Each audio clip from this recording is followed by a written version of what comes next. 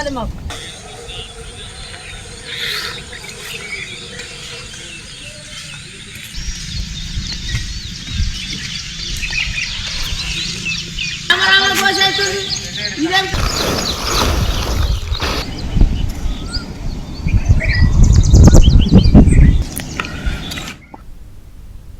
సంగారెడ్డి జిల్లా ఆందోళనలో వర్షం దంచుకొట్టింది. రాత్రి నుంచి ఉదయం వరకు ఏకదాటిగా కురిసిన వర్షంతో వాగులు వంకలు పొంగిపొర్లాయి. ప్రధానంగా పిట్టవాగు ఉధృతంగా ప్రవహిస్తూ ఉండడంతో ఇరువైపులా రాకపోకలు నిలిచిపోయాయి. మరోవైపు రహదారిపై ఆరబోసిన వరి ధాన్యం తడిసి ముద్దయింది. ఈదురుగాలుల కారణంగా రాత్రి నుంచి విద్యుత్ సరఫరాకు అంతరాయం ఏర్పడింది.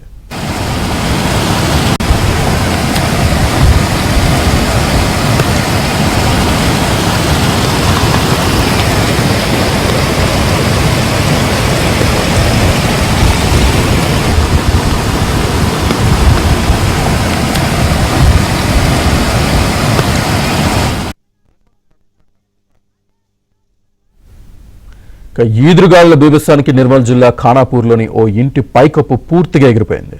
ఖానాపూర్ పట్టణంలోని శ్రీరామ్నగర్ కాలనీలో ఈ ఘటన జరిగింది. రేకులన్నీ 100 మీటర్ల దూరంలోని మరో ఇంటిపై పడ్డాయి. ఈ ఘటనలో 2 ఇళ్లలోని వారికి గాయాలయ్యాయి.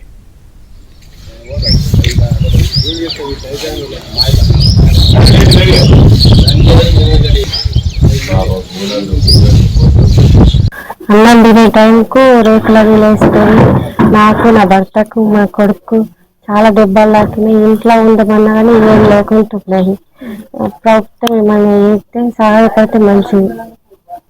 మేము కూలి వేసుకొని బతికేటోళ్ళం. నిన్న అర్ధరాత్రి ఈదురుగాళ్ల భీమస్తంతో బోగు రవి మరియు బోగు నర్సయ్య, బోగు లక్ష్మికి చెందినటువంటి రేకులతో నిర్మాణంలో ఉన్నటువంటి ఇల్లు పూర్తిగా దెబ్బతిన్నది.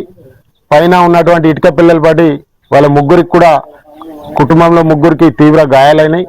ప్రభుత్వం వెంటనే ఆదుకొని వారికి తక్షణ సాయం కింద వాళ్ళకు ఆర్థిక సాయం మరియు నిత్యావసర సరుకులు అందించాలని చెప్పి కోరుకుంటూ, అలాగే వాళ్లకు ఉండడానికి నీడ లేదు కాబట్టి వారికి వెంటనే ఇంద్రమ్మ ఇల్లు కూడా ప్రభుత్వం కేటాయించాలని చెప్పేసి కోరుకుంటున్నాం.